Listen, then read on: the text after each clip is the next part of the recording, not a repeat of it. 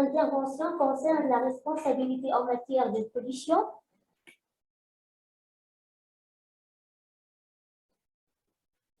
La définition du concept de l'environnement est tributaire à l'adoption de la conception restrictive ou large. Ainsi, dans la conception restrictive, l'environnement est limité à l'air, l'eau et aux êtres vivants autres que l'homme, animaux et végétaux. Au contraire, dans la conception large, il faut ajouter aux éléments précédents, à savoir air, eau, êtres vivants autres que l'homme, l'air, l'eau, ensemble naturel comme parc et sites naturels et forêts, relation interdépendance entre ces différents éléments. Dans ce cadre, la question qui se pose, quelle est la position du législateur tunisien par rapport à ces deux conceptions relatives à l'environnement? Il s'avère que le législateur tunisien a adhéré à la conception large. Comme l'article 2 de la loi du 2 août 1988 relative à l'Agence de protection de l'environnement dispose que, on entend par environnement les éléments physiques, y compris le sol, l'air, la mer, les eaux souterraines et de surface, cours d'eau, lacs, lagones et strates et assimilés, ainsi que les espaces naturels, les paysages, les sites et les espèces animales et végétales et d'une manière générale tout le patrimoine naturel.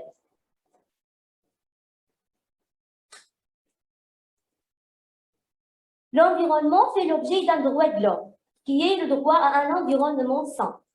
Ce dernier droit fait partie des droits de la troisième génération et a une valeur constitutionnelle en Tunisie. Le principal danger à ce droit est la pollution. Cette dernière est définie dans les dispositions de l'article 2 de la loi du 2 août 1988 relative à l'Agence nationale de protection de l'environnement comme toute introduction directe ou indirecte d'un polluant biologique, chimique ou physique dans l'environnement. Et pour lutter contre ce danger dégradant ce droit à l'environnement, les intéressés doivent intenter des actions aux juridictions spécialisées. Ces recours intentés s'appellent le contentieux environnemental. Et on entend par lui l'ensemble des actions juridictionnelles ayant pour objet soit de réparer, soit de réprimer, soit encore de mettre un terme à un dommage causé à l'environnement. Le cas échéant, il s'agit donc d'une action civile, administrative ou pénale et non d'une action environnementale. En d'autres mots, l'expression de contentieux environnemental signifie l'accès à un juge de l'environnement, non pas au sens organique du terme, mais plutôt au sens fonctionnel, c'est-à-dire un juge doté de la fonction de trancher un litige renfermant la composante environnementale. Dans ce cadre, on va étudier premièrement la responsabilité pénale, ensuite civile et finalement administrative en matière de pollution. Premièrement, la responsabilité pénale en matière de pollution.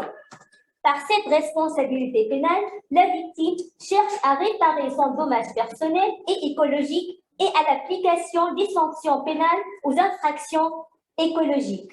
D'un point de vue très général, l'infraction est tout fait contraire à l'ordre social qui expose celui qui l'a commis à une peine ou à une mesure de sécurité dont l'existence est tributaire, et je parle de l'infraction, à la réunion de trois éléments, à savoir l'élément légal, matériel et moral. Premièrement, l'incrimination de la pollution. L'élément légal signifie qu'il n'y a pas d'infraction sans un texte légal. Cette condition est la traduction du principe de l'égalité des délits et des peines. Pour l'incrimination en matière environnementale, on constate que le Code pénal tunisien s'abstient d'incriminer de façon générale la pollution. Ainsi, l'incrimination des divers types de pollution est prévue dans une panoplie de textes. ce qui implique l'éparpillement de l'élément légal de cette infraction entre les codes et les lois spéciales. Ce qui est original en droit tunisien que, malgré cette panoplie de textes, le professeur Wahid Ferchichi a souligné dans son article scientifique que lors de sa consultation à la jurisprudence tunisienne, il a consulté une cinquantaine de décisions. Il a remarqué que les juges pénaux en Tunisie appliquent exclusivement les dispositions de l'article 8 et 11 de la loi de 1988 relative à l'Agence nationale de protection de l'environnement. Et la question qui se pose, pourquoi le juge favorise cet article et non pas les autres? Ainsi, les juges favorisent ces articles parce qu'ils contiennent d'une part une sanction principale qui est une amende et non plus une sanction d'emprisonnement pour le chef de l'entreprise. En effet, la sanction consacrée par cet article est une amende variante entre 100 dinars et 50 000 dinars selon le degré de la gravité de l'infraction. D'autre part, ces deux articles prévoient des sanctions complémentaires qui s'adressent directement à la pollution, à savoir l'élimination de la pollution et la remise en état des lieux. En fait, l'article 8 dispose que les personnes physiques ou morales, et notamment les établissements industriels, agricoles ou commerciaux qui endommagent l'environnement et dont l'activité cause une pollution de l'environnement par des rejets solides, liquides ou gazeux ou autres, sont tenus à l'élimination, à la réduction et éventuellement à la récupération des matières rejetées ainsi qu'à la réparation des dommages. Donc, le juge pénal accepte donc de réparer le dommage personnel et écologique de la victime et aussi à appliquer des sanctions pénales aux infractions écologiques. Deuxièmement, la responsabilité civile en matière de pollution. Par la responsabilité civile, la victime cherche à réparer son dommage écologique pur, 1, et personnel, 2. En fait, la responsabilité civile se définit dans son acception la plus large en tant qu'ensemble de règles instituées pour obliger celui qui cause dommage à autrui à réparer le préjudice subi par ce dernier en lui offrant une réparation. Les questions qui se posent à cet égard, qui a le droit de recours au juge pénal et sur quel fondement la réparation du dommage est attribuée? Premièrement, qui a le droit de recourir au juge? Conformément aux règles générales des procédures, le droit de recours au juge s'accorde à toute personne ayant qualité, intérêt et capacité pour faire valoir ses droits en justice. Cependant, parfois, par la force de la loi, le législateur accorde à certaines administrations le droit de recourir au juge et de demander la réparation des dommages. En fait, l'Agence nationale de protection de l'environnement a été créée par la loi du 2 août 1988, a le droit d'ester en justice pour représenter l'intérêt environnemental selon les dispositions de l'article 13 de la dite loi.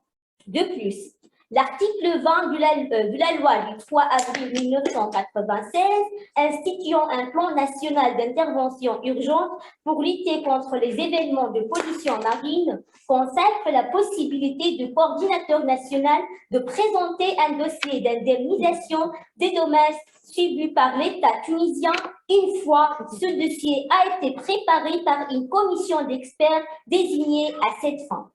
À côté de l'administration, la question qui se pose, si les associations de protection de la nature et de l'environnement ont le droit d'ester en justice. Au départ, l'ancienne loi du 7 novembre 1959 relative aux associations ne prévoyait pas clairement le droit des associations d'agir en justice.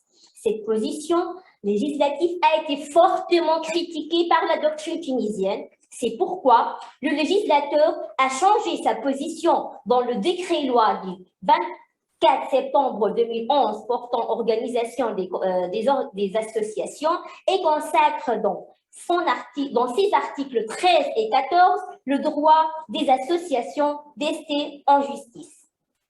C'est pourquoi un ensemble d'associations de la société civile de Sfax ont intenté une action au juge des référés pour arrêter le préjudice environnemental subi par la ville suite aux industries chimiques faites par le groupe chimique tunisien.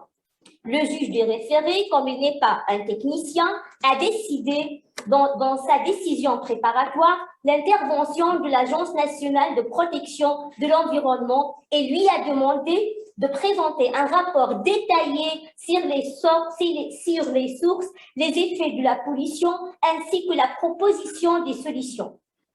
Cependant, le rapport et les solutions proposées par l'agence étaient trop générales. Le juge a rejeté malheureusement la demande des associations. Les choses ont mal tourné car le juge a décidé de sanctionner le mauvais rapport des professionnels de l'agence qui n'ont pas réussi à travers leur rapport général à prouver le préjudice écologique. En fait, normalement prouver et démontrer le dommage écologique était normalement la cause principale de leur intervention dans le procès. Cette position a été critiquée par les juristes, comme ils considèrent que par cette décision, le juge a négligé le principe directeur de la matière environnementale qui est le principe de précaution. Deuxièmement, le fondement de la réparation en matière de pollution. La réparation du dommage environnemental est basée soit sur des bases subjectives, soit sur des fondements objectifs. La responsabilité subjective est une responsabilité pour faute, tandis que la responsabilité objective est une responsabilité sans faute. A. Les fondements subjectifs de la réparation en matière de pollution. Les fondements subjectifs. En se basant sur le fondement de la faute consacré par les articles 82 et 83 du Code des obligations et des contrats, la réparation dépend de la preuve de la faute, le dommage et le lien de causalité. Dans ce cadre, le juge cantonal de Guebes, dans l'affaire du 14 février 1984, a basé sa décision sur les dispositions de l'article 83 du Code.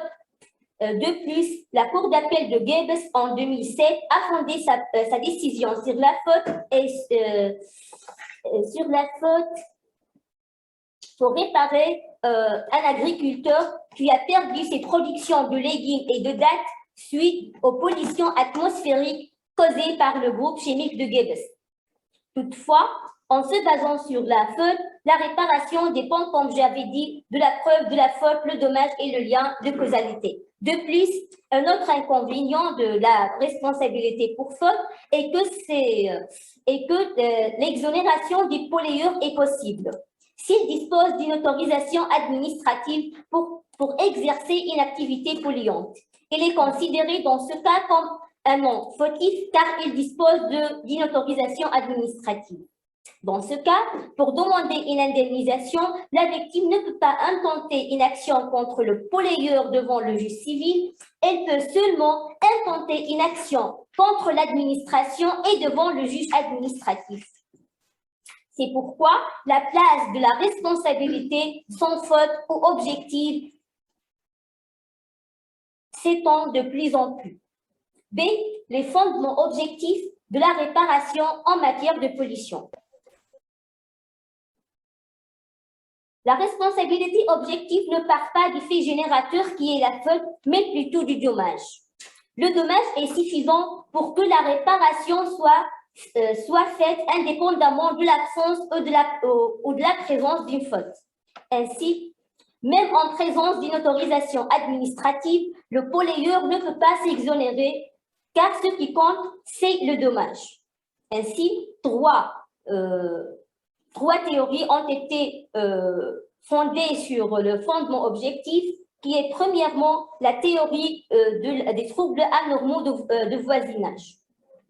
Cette théorie a été appliquée par les dispositions de l'article 99 et 100 du Code des obligations et des contrats. Et dans ce cadre, cet article dispose que l'autorisation des pouvoirs compétents ne saurait faire obstacle à l'exercice de cette action. De plus, cette théorie est en parfaite harmonie avec le dommage écologique, comme sa sanction est soit la suppression de ces établissements, soit l'adoption des changements nécessaires pour faire disparaître les inconvénients dont ils se plaignent.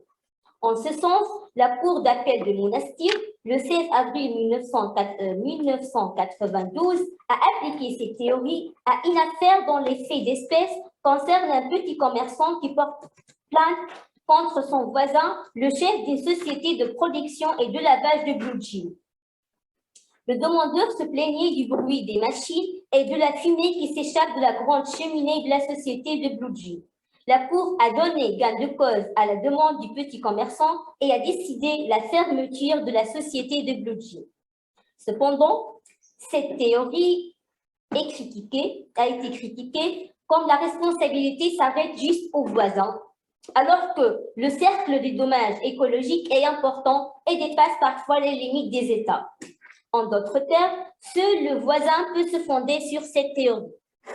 Le second fondement de la responsabilité objective est le fait de la chose.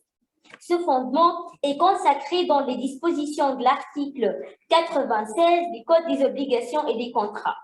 La consultation de la jurisprudence tunisienne montre que les juges évitent de fonder leurs décisions sur cette base. Par exemple, dans le jugement que j'ai cité auparavant, qui concerne les agriculteurs et le groupe chimique tunisien, les plaignants ont fondé leurs actions sur l'article 96. Cependant, le juge a appliqué l'article 83 du Code des obligations et des contrats en se basant sur la faute pour réparer les dommages. La position de la jurisprudence a été critiquée car l'application du fondement du fait de la chose permet de donner des résultats positifs pour les victimes, surtout que les établissements industriels sont les seuls gardiens des machines, générant la pollution. Ainsi que l'application de cet article permet de surmonter la difficulté de la preuve de la faute et aussi de la qualité de voisin par rapport aux pollueurs. Le dernier fondement de la responsabilité objective est la théorie du risque. Cette dernière signifie que celui qui a les avantages a les risques. Cette théorie est consacrée par le législateur tunisien dans les dispositions de l'article 554 du Code des obligations et des contrats.